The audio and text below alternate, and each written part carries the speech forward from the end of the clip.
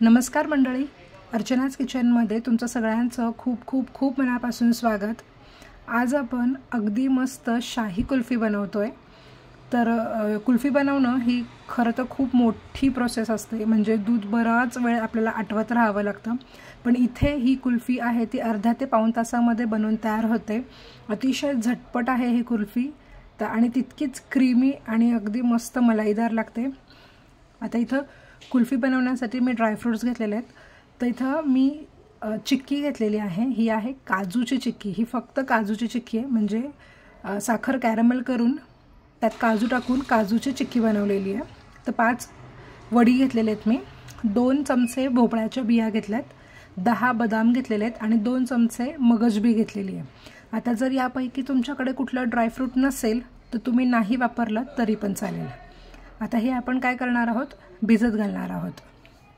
किंवा जर तुम्हाला एवढी ड्रायफ्रूट्स वापरायचे नसतील तर फक्त काजू वापरून देखील तुम्ही ही कुल्फी बनवू शकता, ज्यामुळे अगदी मस्त दूध लवकर घट्ट होतं आणि खूप कमी वेळ आपल्याला दूध आटवावं लागतं। त्यासाठी आपण हे ड्रायफ्रूट्स या कुल्फीत वापरणार आहोत। त्यानंतर ना इथं मी 1 लिटर म्हशीचं दूध घेतलेलं आहे, म्हणजेच फुल फॅट मिल्क घेतलेलं आहे। आता आपण कॅरमल करणार आहोत। तर कॅरमल करण्यासाठी इथे एक मोठं पसरट असं मी पॅन घेतलेला आहे, नॉनस्टिकचं पॅन आहे। यामध्ये आपल्याला साधारणपणे 5 ते 6 चमचे साखर टाकायची। या पद्धतीने पसरवून घ्यायची साखर, म्हणजे कॅरमल आपलं लवकर तयार होईल। तर गॅसची जी फ्लेम आहे ती अगदी मंद करायची आणि मंद गॅसवर आपल्याला हे कॅरमल बनवायचं आहे। गॅस जर मोठा केला तर कॅरमल करपू शकतं, त्यातनं धूर येऊ शकतो। यासाठी आता कॅरमल ऑलमोस्ट बनायला लागलं आहे, तर बाकीची पण साखर मी त्यात मिक्स करून घेते, म्हणजे अगदी व्यवस्थित कॅरमल तयार होईल। आता यामध्ये आपल्याला जे गरम करून ठेवलेलं दूध आहे तर ते दूध टाकायचं आहे। कॅरमलमध्ये आपल्याला कच्चं दूध टाकायचं नाही आहे। तर दूध मी साईडला एका भांड्यात गरम करून घेतलं होतं, तर तेच दूध आपल्याला गरम केलेलं दूध आपल्याला या कॅरमलवर ओतायचं आहे या पद्धतीने, आणि अगदी हळू ओतायचं आहे, नाहीतर खूप शिंतोडे अंगावर उडू शकतात। त्यामुळे अतिशय काळजीपूर्वक आपल्याला ही प्रोसेस करायची आहे। आता इथं कॅरमल करून कुल्फी करणं ऑप्शनल आहे, यामुळे रंग सुंदर येतो, यासाठी आपल्याला हे कॅरमल बनवायचं आहे। पण तुम्हाला जर नसेल करायचं तसं तर तुम्ही नाही केलात तरी पण चालेल, पण यामुळे अगदी बाहेर जशी कुल्फी मिळते ना तसंच याचा रंग येतो, अगदी मस्त। आता दूध छान आपल्याला उकळवून घ्यायचं आहे। तर गॅसची फ्लेम मीडियम करून दूध छान आपल्याला एक 5 ते 10 मिनटं आटवून घ्यायचं आहे, फक्त 5 ते 10 मिनटं बरं का, यापेक्षा जास्त आटवायचं नाही।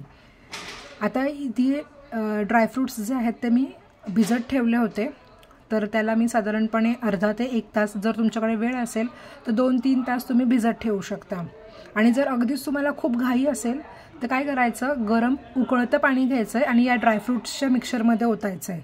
असं केल्यामुळे काय होईल की लवकर ड्रायफ्रूट्स जे आहेत ते मऊ होतील आणि बदामाची सालं पण आपल्याला व्यवस्थित काढता येतील।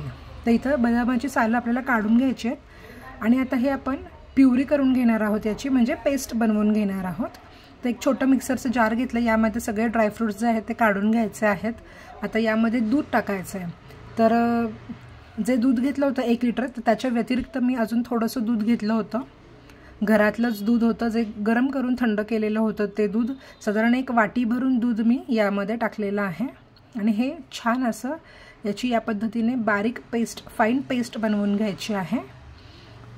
ड्रायफ्रूट्स ते भिजल्यामुळे अगदी पटकीने मिक्स होतात, वाटले जातात। पण जर तुम्हाला भिजवायचं नसेल तर तुम्ही डायरेक्ट काजूची पावडर, बदामाची पावडर देखील यात डायरेक्ट बनवून टाकू शकता। आता ही जी पेस्ट आहे ही पेस्ट आता आपल्याला या दुधामध्ये टाकायची आहे आणि हे दूध आता आपल्याला इथून पुढं अगदी फार तर 15 मिनटं आटवून घ्यायचं आहे। जर तुम्ही दुसरी काही कामं किंवा बाकीचा जो काही स्वयंपाक असेल तो करत असाल तर गॅसची फ्लेम जी आहे ते मीडियम ठेवून तुम्ही हे उकळून घेऊ शकता। पण जर फक्त कुल्फीज बनवत असाल तर मग हाय फ्लेमवर तुम्ही कंटिन्यू याला ढवळत छान असं आटवून घेऊ शकता। तर जी पेस्ट आहे ती मी पण यात छान मिक्स करून घेतलेली आहे आणि थोडीशी पेस्ट अजून मिक्सरच्या जारला लागली होती, तर त्यात थोडंसं दूध टाकून पुन्हा मिक्सरमध्ये फिरवून यात टाकून दिलेलं आहे। काही केसरच्या काड्या टाकायच्या आहेत, ऑप्शनल आहे, नसेल टाकायचं तर नाही टाकलं तरी चालेल। छान पुन्हा मिक्स करून घ्यायचं आहे। इथून पुढे आपल्याला फक्त 10 ते 15 मिनिटं हे दूध जे आहे ते मीडियम फ्लेमवर किंवा हाय फ्लेमवर आटवून घ्यायचं आहे।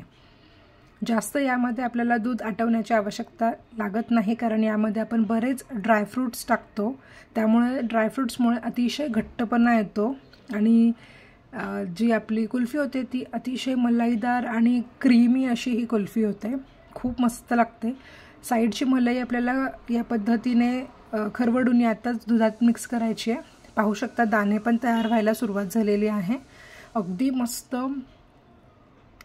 खूप कमी वेळात ही कुल्फी बनवून तयार होते आणि चवीला तर इतकी भन्नाट लागते की बाहेरची कुल्फी पण याच्यासमोर फेल आहे, इतकी मस्त ही कुल्फी होते।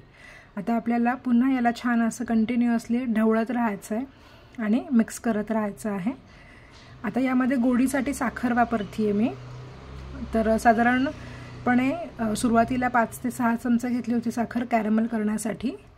तर आता मी अजून एक छोटी वाटी म्हणजेच साधारणपणे 2 ते 3 टेबलस्पून साखर टाकलेली आहे। तुम्ही तुमच्या गोडीप्रमाणे साखर कमी जास्त करू शकता। आता याला आपल्याला अजून एक 10 मिनिटं छान असं आटवून घ्यायचं आहे। तर याला मी अजून छान असं 10 मिनिटं मीडियम फ्लेमवर आटवून घेते। तर साईडची मलाई काढायची आणि दुधातच मिक्स करून घ्यायची आहे, यामुळे अतिशय मस्त क्रीमी अशी आपली कुल्फी जी आहे ती तयार होते।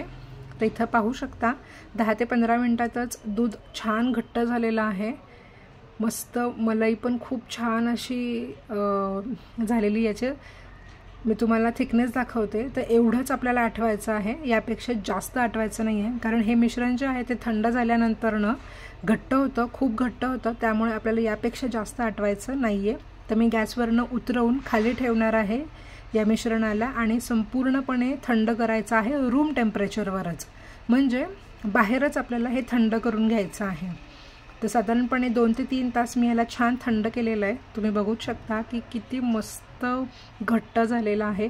हे असंच खायला पण इतकं भारी लागतं, तुम्ही वाटीमध्ये घेऊन हे असंच देखील खाऊ शकता, इतकं मस्त लागतं, क्रीमी लागतं, खूप छान लागतं।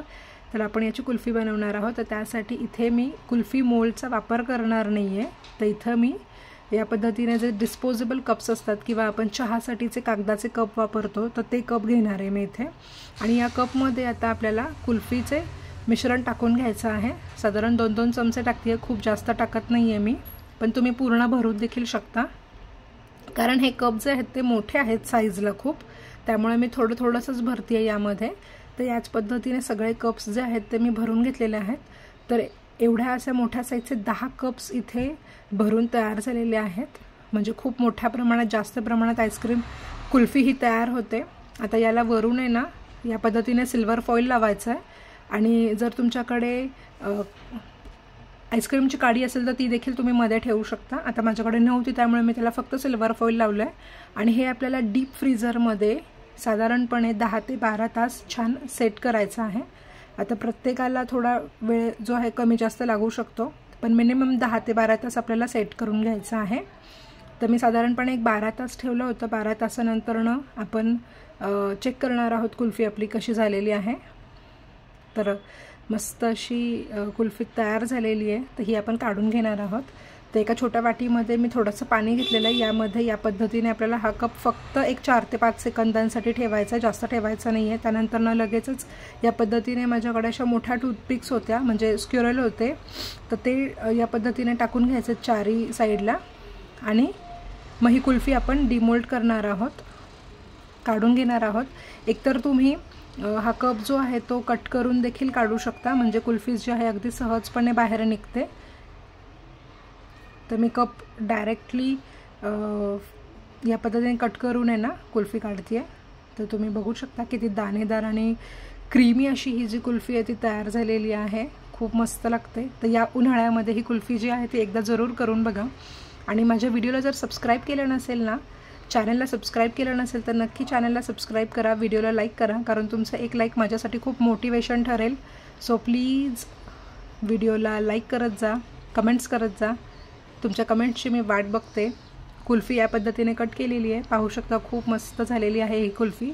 आता ही कुल्फी आपण मस्त अशी प्लेटिंग करून घेऊयात, प्लेटमध्ये चांगलं काढून घेऊयात आणि यावर काजू बदामाच्या कापाने याला गार्निश करूयात। तर या उन्हाळ्यामध्ये ही कुल्फी या पद्धतीने एकदा जरूर करून बघा, अतिशय मस्त लागते, खूप छान लागते। सो जरूर करून बघा। तुम्हाला जर माझा व्हिडिओ आवडला असेल तर व्हिडिओला लाईक, शेअर, कमेंट आणि चॅनलला सबस्क्राईब करायला विसरू नका। भेटूयात पुढच्या रेसिपीमध्ये।